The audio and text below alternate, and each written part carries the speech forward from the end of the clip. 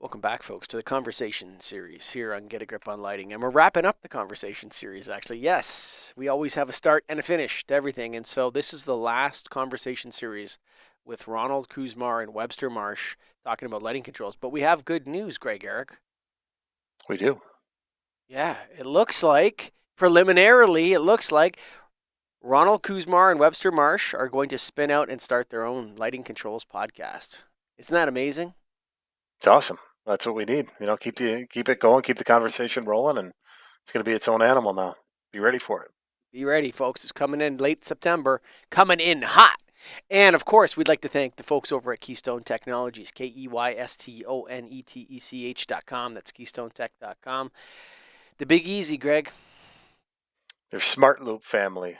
It's wireless light made easy. That's not easy to say when you talk controls. A lot of times it gets tough, but with their Smart Loop system, it can be done wirelessly, meaning easy to do in a retrofit situation, which is what we do a lot of times. You don't have to go and wire the fixture back to the switch on the wall. You can do it wirelessly, and it has a real slick app to control it all too, and I've used it. It's great. So check out KeystoneTech.com, the Big Easy, light made easy. That's right. And of course, the National Association of Innovative Lighting Distributors. That's right. A very powerful force in the lighting industry right now, becoming more and more powerful as each day goes on. Why don't you join us? Go to NAILD.org. Join the power. That's right. NAILD.org. But for right now, here comes Webster Marsh and Ron Kuzmar on their last conversation series. Welcome back, everyone, to the conversation series about lighting controls on Get a Grip on Lighting. I'm your host, Webster Marsh, here with my co-host, Ron Kuzmar. And today we have a guest, Sean Wynne. Sean, do you mind giving us a quick breakdown on who you are, what you do? Sure. Thanks, guys. Appreciate the opportunity to join the podcast. So I've been in lighting for just over 15 years. I started on the manufacturing side with a company called Color Kinetics, just as they were acquired by Philips. So in the mid 2000s there. From there, I moved over to the agency side for a couple of years with an agency down in Philadelphia. And then moved over back to the manufacturing side with Lumen Pulse, where I was for about 9 years, covering the Northeast territory for them as a regional. And then most recently moved back to the agency side with an agency out of Boston, the Cooper agent, Reflex. I've been with them just over a year. Awesome. Well, thanks so much for joining us on this. And one of the reasons we reached out to you to have you on this show is because you're the first sales rep that we've brought onto this show. And so you bring a unique perspective on the lighting controls conversation because of the fact that a lot of people like to point their fingers at the manufacturer or, the people who are behind the system. And so Sure. as a sales rep, you really have a unique position kind of in between the manufacturer and the specifier. And really just, one term that I've heard referring to sales reps is they're the glue that holds everything together. Yep. And so, I'm very curious what your perspective is on lighting controls, where it's at, where it's going, where it's come from as a sales agent. Sure. Yeah, I think, as much as I think lighting controls is at the forefront of the conversation in our industry, it's often probably, unfortunately, an afterthought in a lot of cases, right? Like especially from my side in the spec world, we're go, and getting, fixtures aligned appropriately on a fixture schedule. And then it's like, oh, wait, that's right. We forgot about controls. And and who owns that? Is it, is it a component of the specification salesperson like myself, or is it to be handled or owned by a controls colleague, right? And what level of engagement? Yep. Go ahead, I sorry. just want to clarify, what is specification sales, so our listeners, just in case they aren't familiar with that term, what does that Sure. refer to? Sure. So my responsibility is to work. First off, I primarily work with the lighting design community. within our industry, whereas I have colleagues, obviously, that call on interior designers, architects, engineers. I do have a few of those within my portfolio, but for the most part, my focus is really within the lighting design community. Nonetheless, specification sales kind of is more of a umbrella term that is inclusive of all of those entities. So again, engineers, architects, lighting designers, landscape architects, interior designers, etc. So it's really an overarching role that is, again, entails going out, working closely with those designers to bring awareness about the products that we represent within our portfolio, and hopefully get them specified or at least listed as an alternate on their lighting schedules, commercial lighting schedules for the most part. And so when it comes to lighting controls, it's a similar situation where you're bringing product to specifiers, showing them what your product is capable of doing, and then hopefully they'll put your manufacturer's name on their drawings as a basis of design or an equal. Correct. Yep. And so I'm sorry, when I interrupted you, you were talking about, okay, I might bring this up to my lighting controls colleagues, or I might do it myself with the quotation. Right. Yeah. So I think what I'm finding, having been back on the agency side now for about a year, is that it's always good to, be all encompassing here with the level of engagement we have from the agency side, and really bringing in, a variety of colleagues on my side that can support, every piece of the project. So obviously that would include bringing, our control specialists on board at the appropriate time, and allowing them to have direct communication and dialogue and collaboration with that specifier that I'm essentially running point with. In an ideal world, when would be the appropriate time for a control specialist to get involved? I think it depends on the project to some degree and the pace of the project, but I don't think it can ever be too early. I think in my case, though, again, dealing primarily with lighting designers, oftentimes the controls component to the project would be handled or owned by the engineer involved. So, and oftentimes that engineer might not be someone I'm calling on directly, right? So one of my colleagues might have responsibility for, kind of running point with that engineer. So, initially in the situation like that, I would, pull my colleague in that has responsibility for the relationship with the engineer, and in tandem or in parallel, bring in our control specialist too within the agency. So it'd really be almost like, in a scenario like that, it would be almost, three of us would be going out and having a broader conversation with the various design entities on the project. And so that's a typical situation where you have a lighting designer, an engineer, and an architect, and they're all separate entities. If it's all like one entity, if it's a lighting designer that works in an architectural and engineering firm, would it be you who's managing that, or would it still be the three characters in your firm? Yeah, I think initially it would certainly be me. My job would be making some suggestions based on what I know of the project at that point, obviously, around what control solutions that we offer that that we have in our portfolio that would maybe be the best fit for the project. So at least have provide that. My role would be providing that level of introduction to the designer or the design team, so that they have some awareness around what options they have within our portfolio to use. And then at that point, I would likely then at least have a conversation myself with our control specialist to make them aware of the project, go over the drawings with them, and give them a sense of where we are to date, and what I have already done from my side to introduce some controls options that I think would be a good fit for the project.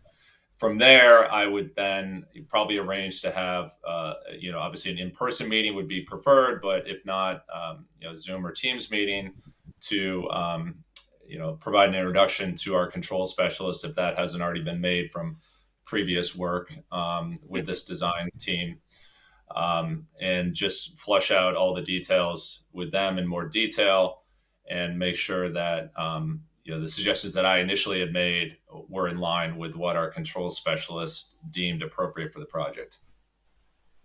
And so, I mean, you represent a pretty big manufacturer in the lighting controls world. I mean, big as in they've got a wide breadth of product, not just in the lighting controls scope of things. Sure. But that kind of makes them a heavy hitter on projects, especially in your case where you're representing the lighting fixtures, because hopefully that's the foot in the door to get your lighting controls on the project, is that, oh, we're using all these fixtures from this manufacturer and they have a lighting control solution for this Sure. project. And so, from your perspective, I'm curious if you represented a different line, a line that was just lighting controls or just a light fixture but no control solution available for that, would that make your job easier, harder, no difference? I don't know if it would have too much impact. I mean, we do, from the agency I work with, we do represent, more than one, but there's one independent lighting design or lighting controls line that we represent that would certainly be looked at for a wide variety of projects, particularly in the commercial space. And then we also have one or two independent theatrical control lines too. So I think, a lot of times, obviously, it comes down to cost too, as we all well know. And a lot of times these independent lines, from my experience, that is, seem to be able to be a little bit more fluid and aggressive with their pricing. So I don't think, my approach, at least with my projects, is not to, I don't get too caught up in, the representation, the alignment in terms of like a particular company's broad portfolio of products from the fixture side as well as the control side. It's really, for me, twofold. It's one is like, what's the best fit for the project itself? And then also, what does the budget allow for? So obviously, in most cases, we're going to start high and work our way down as necessary and try to VE ourselves if the job required that. So really, the conversation up front a lot of times is understanding what the project scope is and what the budget would support, and then filling in the blanks from there. So it's not so much trying to keep it within one family of products necessarily. I mean, certainly that can help in a lot of cases, but obviously with these certainly with the independent control offering we have, or the manufacturer we often go to, that is on the independent side, they're going to be able to support any platform of controls or any protocol. So it's pretty agnostic from that side. So yeah, I mean, and then I guess your relationship with other sales reps, with the fact that lighting controls typically is packaged separately, bid separately, quoted separately from the lighting package, the light fixture package. Yep. Is there sort of this, is it almost easier for you if you have the controls package under your scope and the light fixture package? Or again, is there no real difference between whether you have both or just one? I think it certainly bodes. It plays in our favor if we can control both sides. They both kind of serve as a glue for each other to kind of pull each other through a project. So ideally, we're going to look at it from that side and hopefully be able to function in that capacity. But obviously, we know, especially with the prevalence and the support of a manufacturer like Lutron out there, we have to find ways to because oftentimes we don't support the Lutron package, it's not part of our line card rather, but we're still going to do our part to bring in the appropriate fixtures that could be supported by a Lutron the front end. So same thing, but with, it's kind of Go ahead. It's Sorry. hard because you're creating the submittals, which the specifiers will ultimately approve for purchase on the project. And so Yeah. if you were to control submittal for both the control and the light fixtures, then you can verify compatibility, at least for Yes. as far as you can with your lines, because of the fact that you know which fixtures are going to be put in that submittal, as well as which controls devices are getting put into that submittal.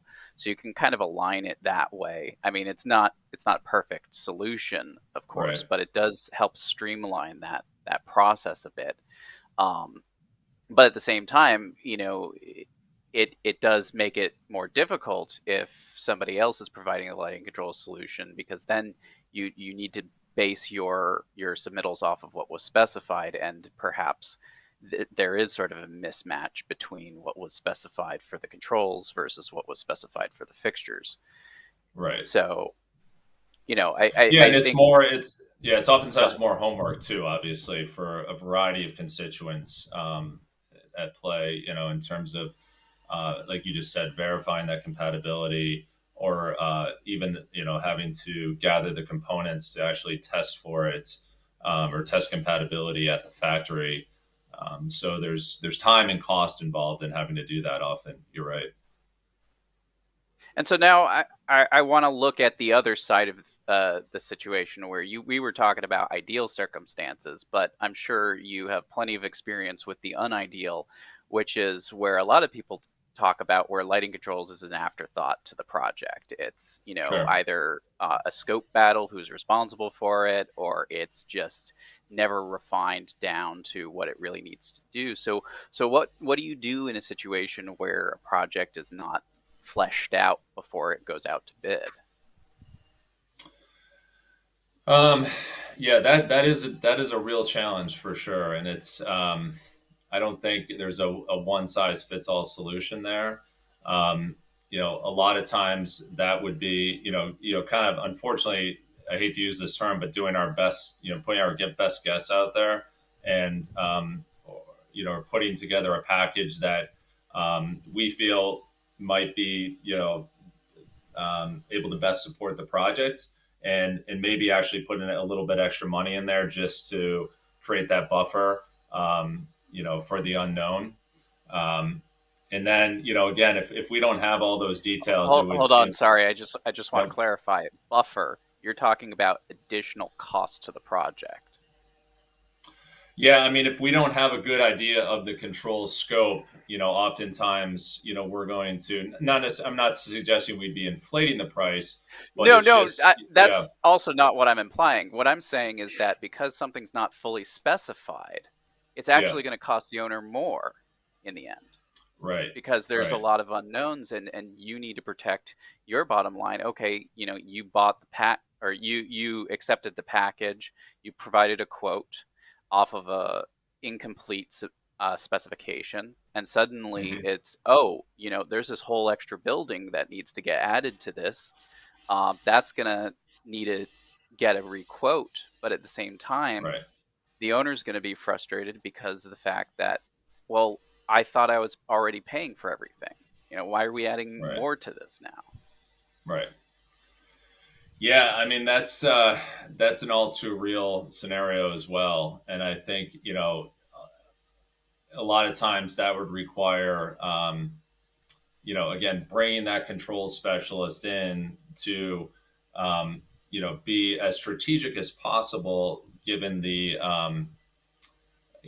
lack of upfront information or understanding of the scope or the breadth of the project from the control side, to get and as you guys know, I mean, there's a lot of ways to pare things down from the control side. So or or really just get strategic and find a workaround, in some cases. So I think it's a lot of times it's having the control specialist involved as soon as possible, like I started off by saying earlier, and working in parallel to fully dive in and extract all the requirements for the control spec, and then get strategic with what we can do to tailor this as best as possible to stay within budget and to still give them the level of or the user experience that they're expecting.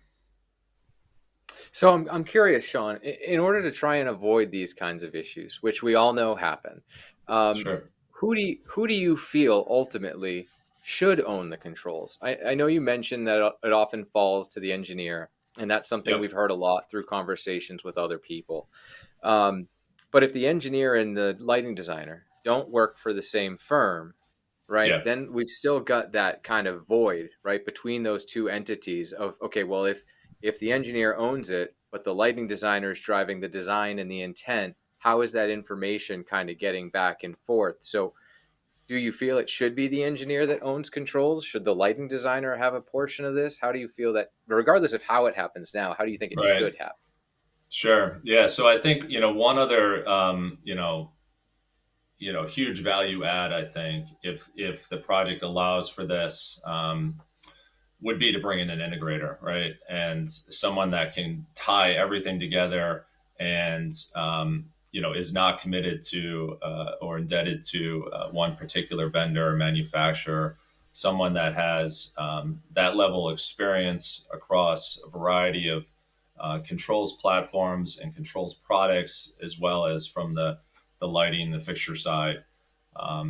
There's certainly plenty of tremendous integrators out there across the country, or regional ones as well, that have that level of familiarity and can do amazing job of just gathering that information and coalescing it and tying up all the loose ends and making sure that everything is speaking to each other appropriately. So I'm I think curious about your perspective with integrators, though, because as a sales agent, you're not agnostic.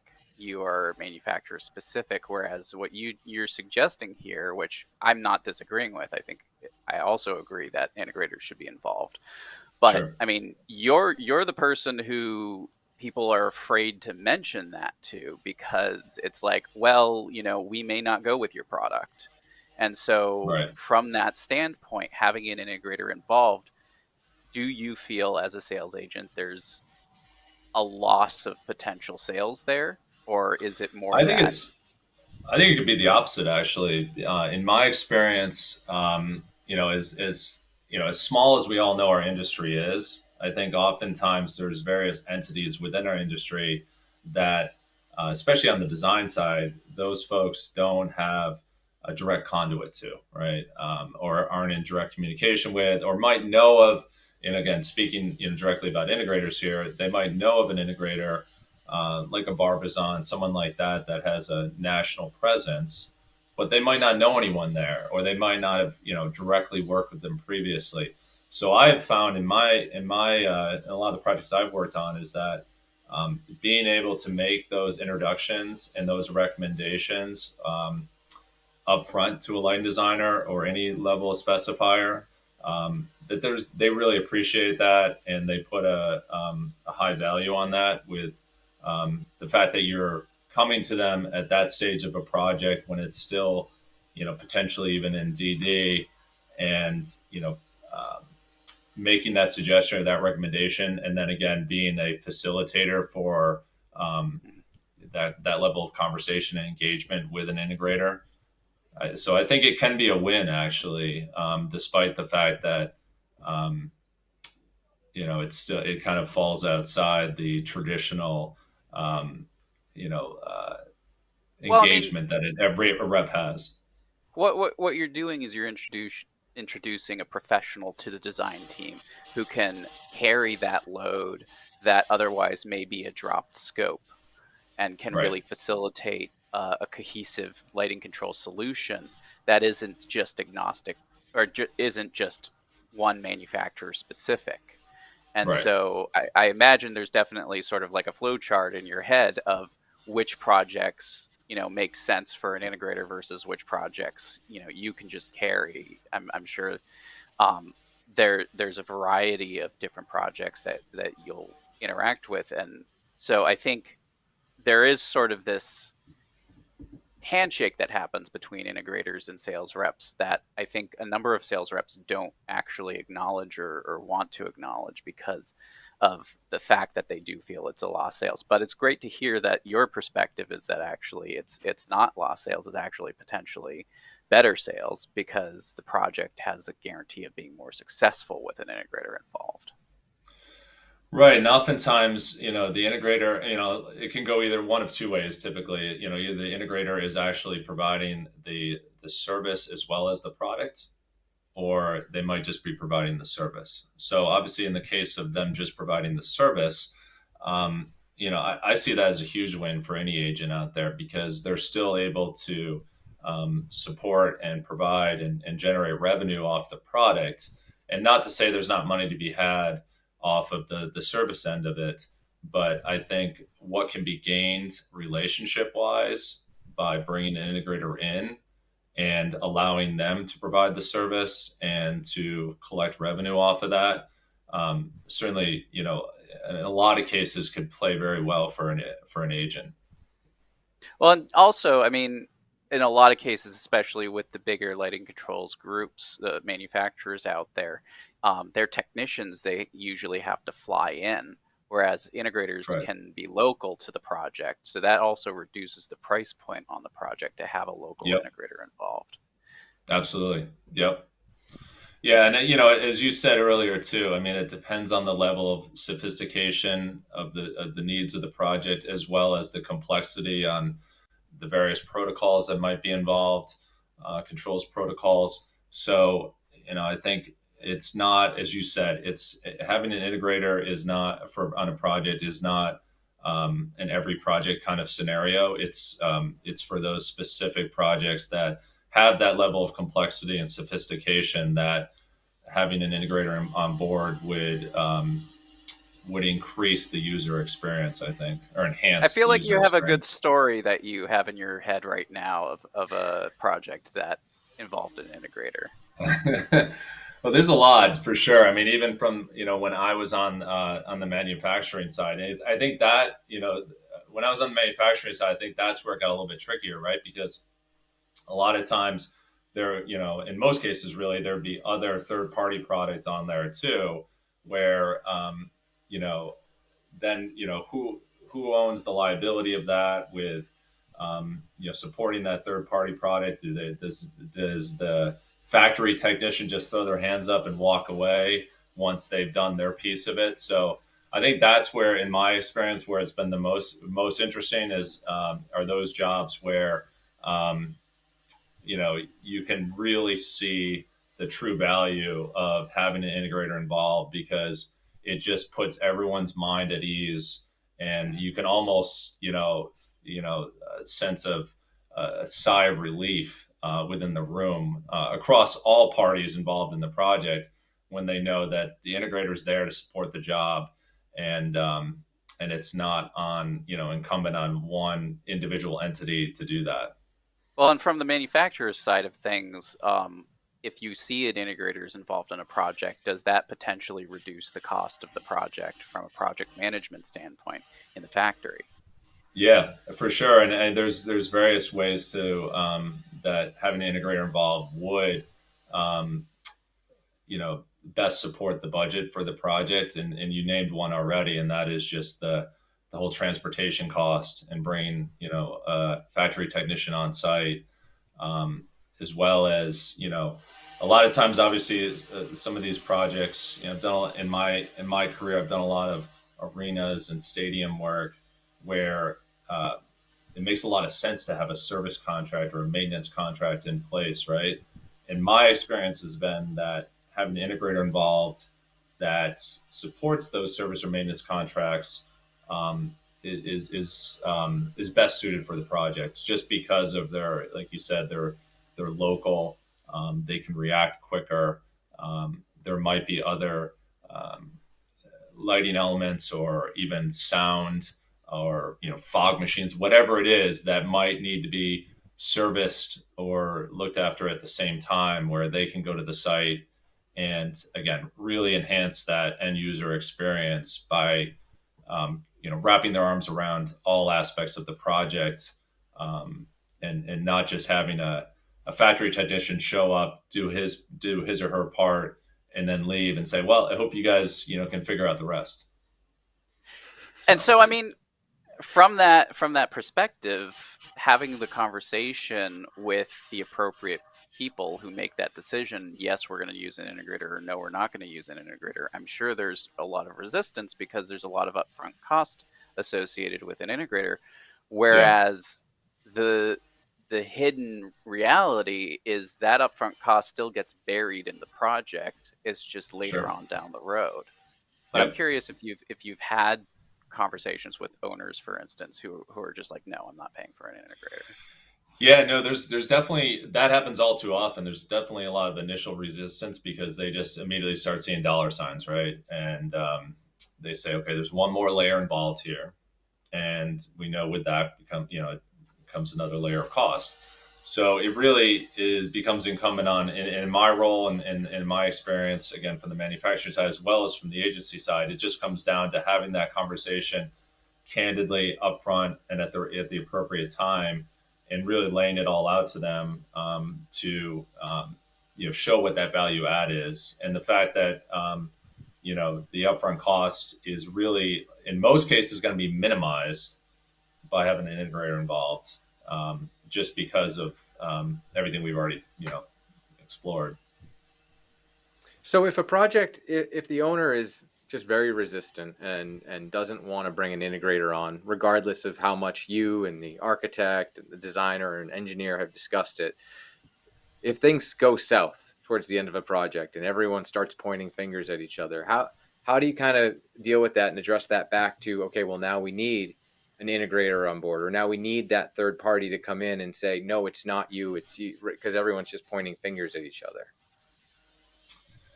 Yeah, so you're saying if in this scenario, if an integrator wasn't already involved in the project, and there's some upheaval, I think just that scenario you just played out is what creates a case for an integrator, right? Like it almost is like spelling it out right before the owner's eyes or whatever level of constituents' eyes, and often it makes the case for introducing that integrator that much easier.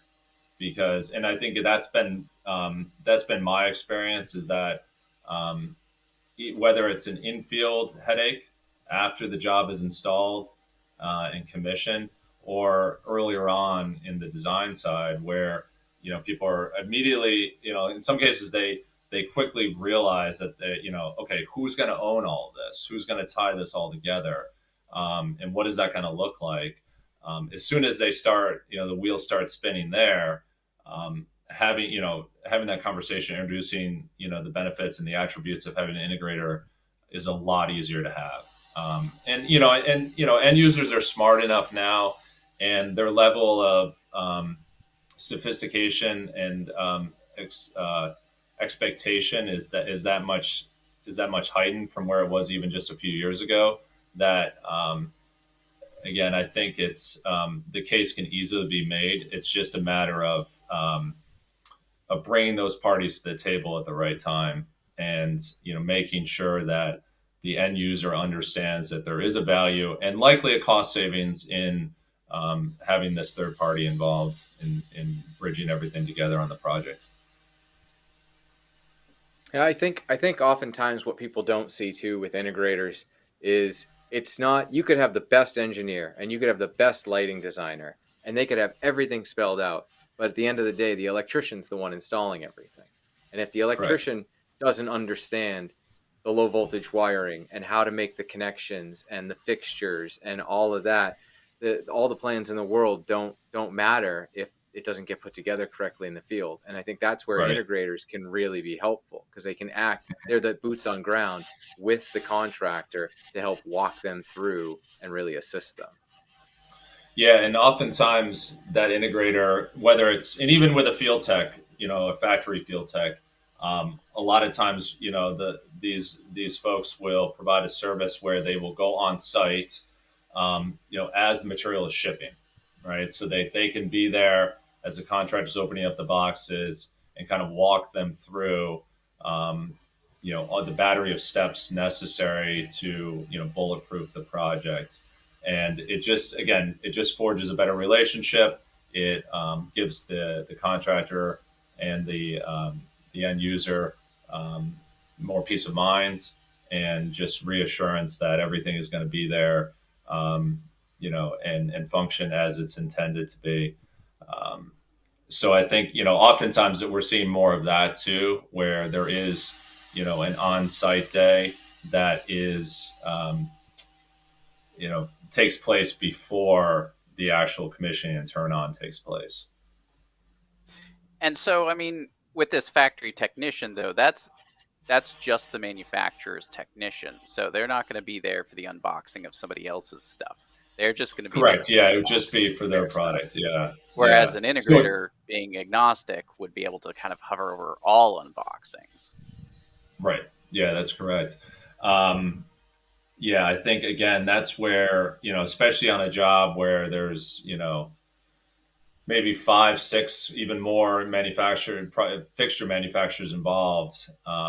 That's where it's almost a no-brainer, right? That, having a third-party agnostic integrator is definitely the way to go. And even if there is a little bit of sticker shock up front or, pushback on, adding another layer to the equation, having that conversation and just spelling it out to them and just being very upfront and, it goes a long way. And it's almost like you're an agent to integrators in a way. It's all, you are a manufacturer's representative, but it's almost like you're also one of the first points of defense to saying, honestly, it's going to be cheaper if you hire an integrator. Yeah, you're right. And, that's where I think my manufacturing experience comes into play here. And it's really helped me is that, and this is no fault of, any specification sales agent out there, but oftentimes, they even don't have exposure to these bodies of integrators out there, whether it's a national one like Barbizon or a more regional one, right? They don't have, they haven't been able to, have that level of engagement often with these different entities.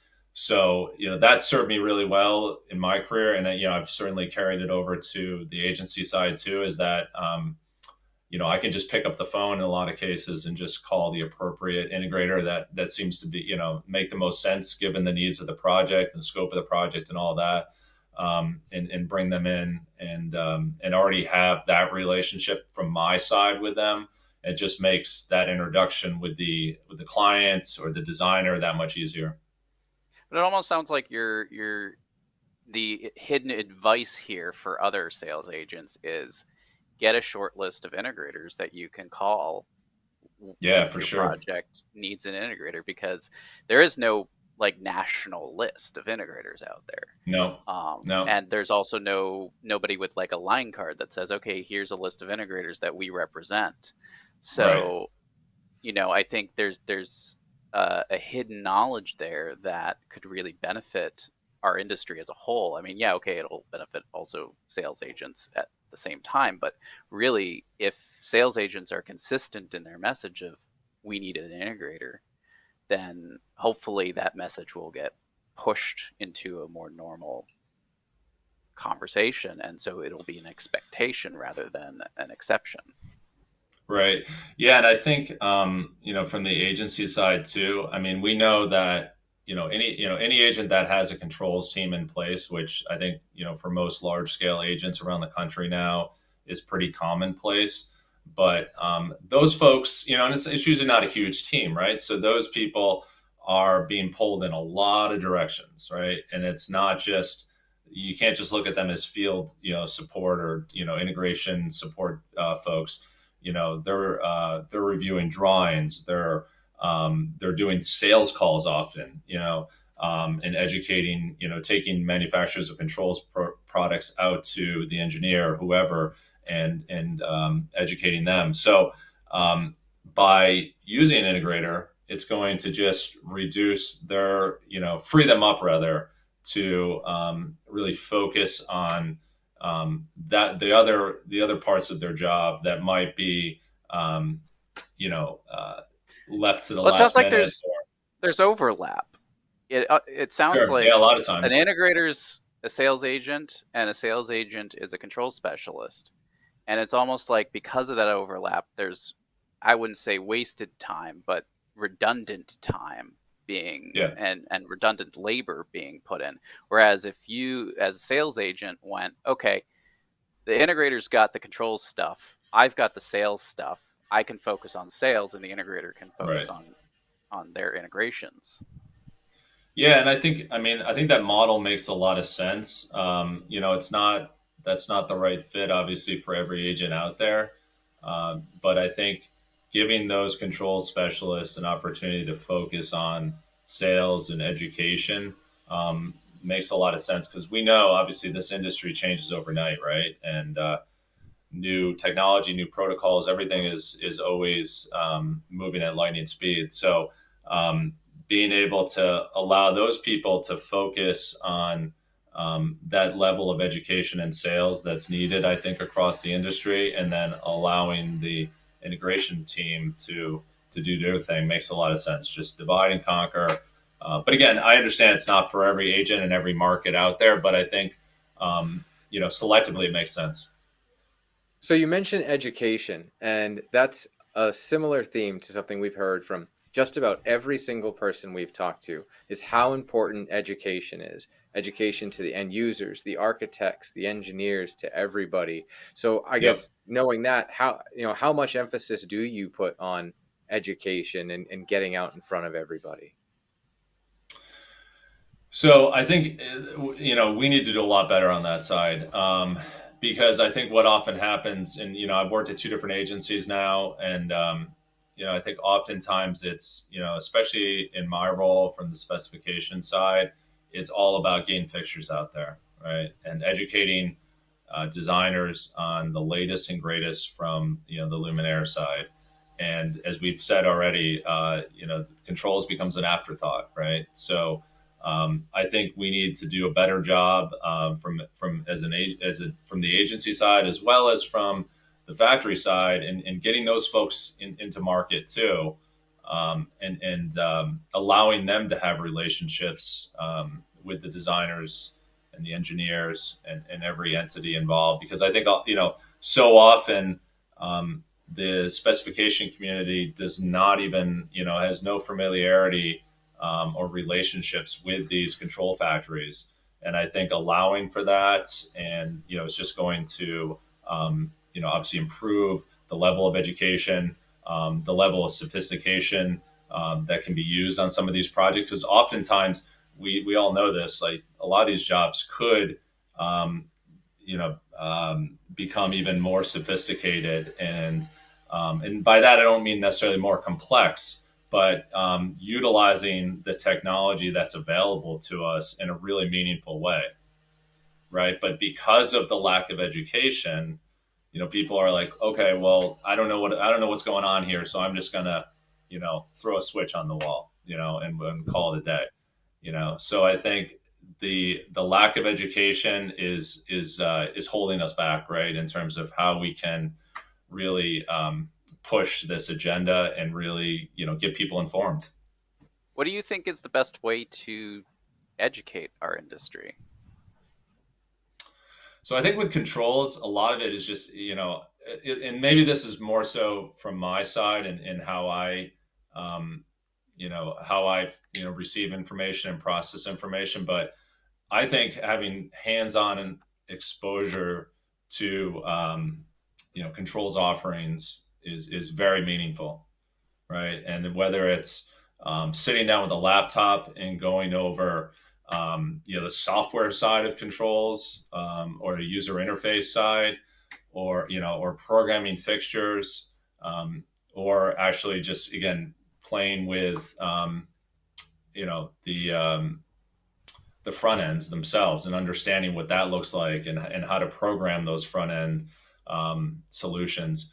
So, because going out there with a PowerPoint slide, or even just throwing some product on a table, isn't, in my opinion, isn't really going to be that fulfilling, right? It really has to extend beyond that, where people are actually sitting down with these tools and understanding how they work by actually working on them themselves. Well, because I mean, it's not like a luminaire where you can bring in a downlight and everybody knows how a downlight works and what makes this downlight more unique than another downlight, or that can be easily ascertained by just turning it on and Mm-hmm. showing them the fixture in its existence and how it mounts and all that. Whereas lighting Yep. controls, it's not like that. It is sort of this. There's this intricacy to it, this movement that you can't capture unless you have it functional in front of the person. You can say, Right. "Oh yeah, here's the keypad that you'll use when it's fully installed," but that doesn't help the specifier understand how the system works. It just helps Right. them understand what the end user is going to see. Yep. Yeah, I mean, you really have to. There's so many layers to controls, obviously, from the software side to the hardware side. You really have to, at least touch all parts of that. And not every specifier designer and user has to really take a thorough deep dive. But I think just even just a cursory overview of the complete solution, or all the parts and pieces, so they know what they're getting, they know what it looks like, they know what it feels like, they have some understanding of how it goes together, and what's speaking to what here. I think is really important, and that can be done in the field at designers' offices. I think oftentimes it's very challenging to do this via Zoom or Teams or whatnot, but either in the field or on site at an office, or even bringing folks out to factories and just getting them back immersed in that world, and really being able to actually ask the questions of the people that are designing these products. It sounds like a heavier lift. Oh, it is. Yeah. I mean, it's, especially now, I think even though we're moving into, this post-pandemic world, but I think, there's still the level of activity out there, and the amount of projects out there that are coming online every day just doesn't really afford these types of opportunities, unfortunately, whether it's in office or remote at the factory itself. I think there's still a push to doing things remotely, and having this level of conversation remotely, which again, I'm not against doing that, and I think there is value in that, but it still doesn't provide the same experience as being in person, hands on with it. Yeah, I don't disagree. You really do have to get in front of those people, right? I mean, designers need to touch and they need to feel. They need to see the buttons. They need to touch the buttons, feel the reaction, see the interface. And with controls now, as things get more and more advanced, you really need to be able to sit down and show them and explain to them how it all works, right? I mean, far too often, just yesterday, we were on a conference call with an entire team for a project that had 3 lighting controllers on it. It only needs Yep. one. It doesn't need Right. 3, right? And it's just Yep. trying to explain to Yeah. everyone how we can achieve exactly what they want through one controller with multiple interfaces rather than 3 separate systems. So, right, it's Right. just, but without that level of in-person education and explaining to them how things work and how you can get there, it's tough. Yeah, and that's how things get overbuilt, obviously, right? Like, just because people want to make sure that they have everything covered, and they just they throw everything at it, and so much of that's not necessary or required, at least at that stage of the maybe as the job scales out, obviously that's a different story, but initially it's certainly oftentimes over engineered. Yeah, and I think that's one spot where, where an integrator can actually help reduce cost, right? While there's the initial cost for the integrator, they can look at the entire project and see the 5 or 6 bill of materials from all these manufacturers and go, okay, everyone carried control. We don't need that. So, right. Yeah. So I think that's where you can look at it and start to balance out some of those costs. Yeah, and I think I think oftentimes too, kind of going back to what we've been talking about, integrators in a lot of people's minds, even if designers are familiar with them or even have had, past relationships with them, unfortunately, I think even nowadays, like integrators are still kind of pigeonholed into, okay, these guys do the theatrical side. They do the rock, the rock shows or the trade shows or whatever. And it's so much more than that, right? And I think some of it actually falls on the integrator themselves too, and how they market and how they promote their business model, right? I think oftentimes, and this is no criticism of any integrator out there, but I think it's just sometimes it's overlooked in terms of just educating the design community on the broader support offering and application base that an integrator works in.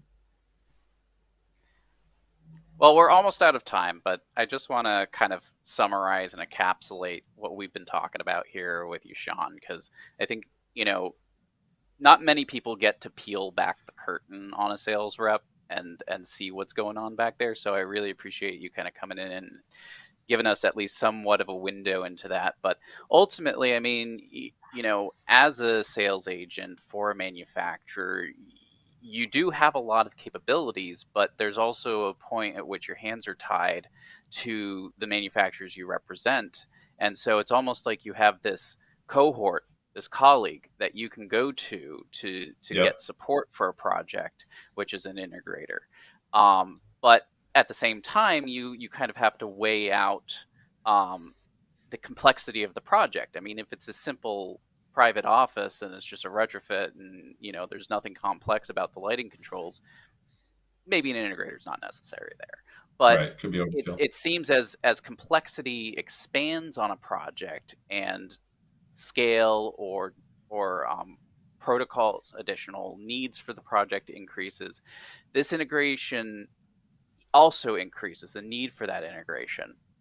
Yeah. And so you almost act as this salesperson to say, look, we can give you this project under this brand exclusively, but it's actually going to be more painful, more costly, more whatever than if you just hire an integrator to design the system than to expect us to be able to provide everything all at the same time. So, Mhm.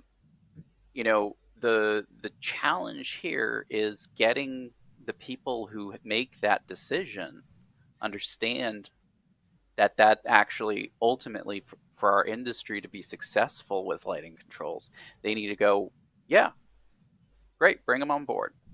Right. Yeah, no, it's, I feel that, that's a huge responsibility from my side as an agent to educate the designers on the value of an integrator. And I think we need to do more of that. I certainly know I do. It probably is, realistically, it's probably only a couple times a month where I'm actually, putting that on the table at an early enough stage of a project where I'm, at least making that suggestion about the use of an integrator, right?